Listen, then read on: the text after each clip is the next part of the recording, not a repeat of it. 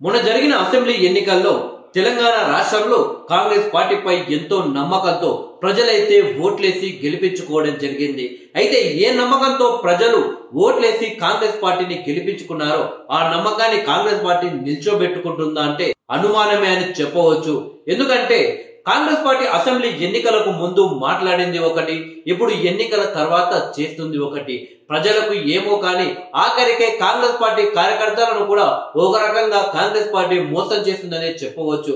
Assembly ఎన్నికలకు ముందు Congress party కార్యకర్తలను పట్టించుకున్న కాంగ్రెస్ పార్టీ అసెంబ్లీ ఎన్నికల తర్వాత ఆ రకంగా ప్రాధాన్యత మాత్రం ఇవ్వడం లేదనే చెప్పవచ్చు. అసెంబ్లీ ఎన్నికలకు ముందు ప్రతి ఒక్క కాంగ్రెస్ పార్టీ కార్యకర్త ఒక న్యూస్ పేపర్ లా, ఒక టీవీ ఛానల్ లా పనిచేయడం జరిగింది. కానీ రాష్ట్రంలో కాంగ్రెస్ అధికారంలోకి వచ్చిన తర్వాత కాంగ్రెస్ పార్టీ కార్యకర్తలు మాత్రం పార్టీ పట్ల, పార్టీ నాయకత్వం పట్ల కొంచెం నిరాశగానే ఉన్నారని చెప్పవచ్చు. ముఖ్యంగా కాంగ్రెస్ పార్టీ అధికారంలోకి వస్తే ఇచ్చిన 6 గ్యారెంటీలను నెరవేరుస్తుంది అని చెప్పేసి ప్రజలు కాంగ్రెస్ పార్టీకి ఓట్లు వేసే విధంగా కాంగ్రెస్ పార్టీ కార్యకర్తలైతే పనిచేశారు.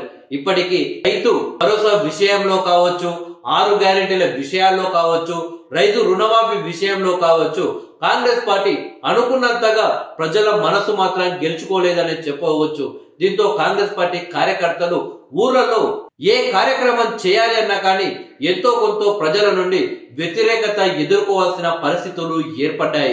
ఇక సోషల్ మీడియా విషయానికి వస్తే మాత్రం కాంగ్రెస్ పార్టీ కంటే బలంగా బీజేపీ అలాగే BRS party social media present Telangana రాష్ట్రంలో ఉంది.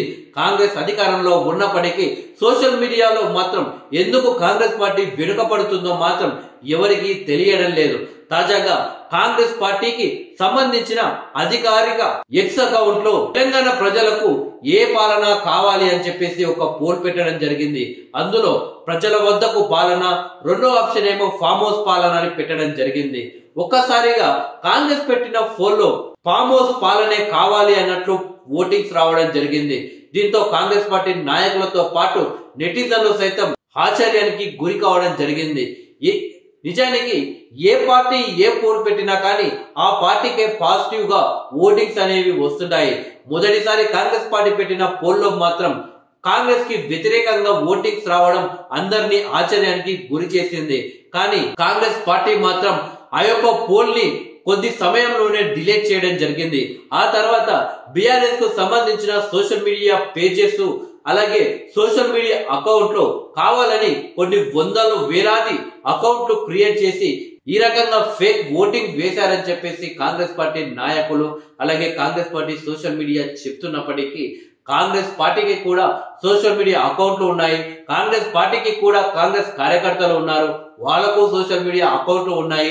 ఆ పోల్ ని వాళ్ళ వద్దకు కూడా కాంగ్రెస్ పార్టీ తీసుకువెళ్ళలేకపోయింది. కాంగ్రెస్ పార్టీకి సంబంధించిన వాట్సాప్ గ్రూపులు, ఫేస్బుక్ గ్రూపులు, టెలిగ్రాములు ఇలా చాలా ఉంటాయి. సో అందులో ఆ పోలీసు పెట్టినా కానీ, ఆ పోల్ లింక్ పెట్టినా కానీ అది కాంగ్రెస్ పార్టీ కార్యకర్తలు ఓటింగ్స్ వేస్తారు. సో ఆ రకంగా కూడా కాంగ్రెస్ పార్టీ సోషల్ మీడియా తీసుకువెళ్ళలేకపోయిందంటే Congress party social media failure అయితే అక్కడ కనిపిస్తుంది. ఇక అదేదో జరిగింది డిలీట్ చేశారో అయిపోయింది అనుకోకుండా తిరిగి దానిపై మళ్ళీ పోస్టింగ్లు పెడుతూ మళ్ళీ దాన్ని బీఆర్ఎస్ కంటే కాంగ్రెస్ వాళ్ళే హైలైట్ చేస్తూ వారి పరువే వాళ్ళు తీసుకునే ప్రయత్నాలు కూడా నిన్న మన జరిగాయి. సో ఈ అంశంపై మాత్రం కాంగ్రెస్ పార్టీ కార్యకర్తలు చాలా సీరియస్ గా ఉన్నారు. సో సోషల్ మీడియాను చాలా సీరియస్ గా తీసుకొని సోషల్ మీడియా కూడా కాంగ్రెస్ పార్టీ బలంగా ఉండేలా చేయాలి. లేకపోతే మరిన్ని రోజుల్లో మరింత పరువు కూడా కాంగ్రెస్ పార్టీ పోగొట్టుకునే అవకాశం ఉంటుంది అని కాంగ్రెస్ పార్టీ కార్యకర్తలు అయితే బాధపడుతున్నారు.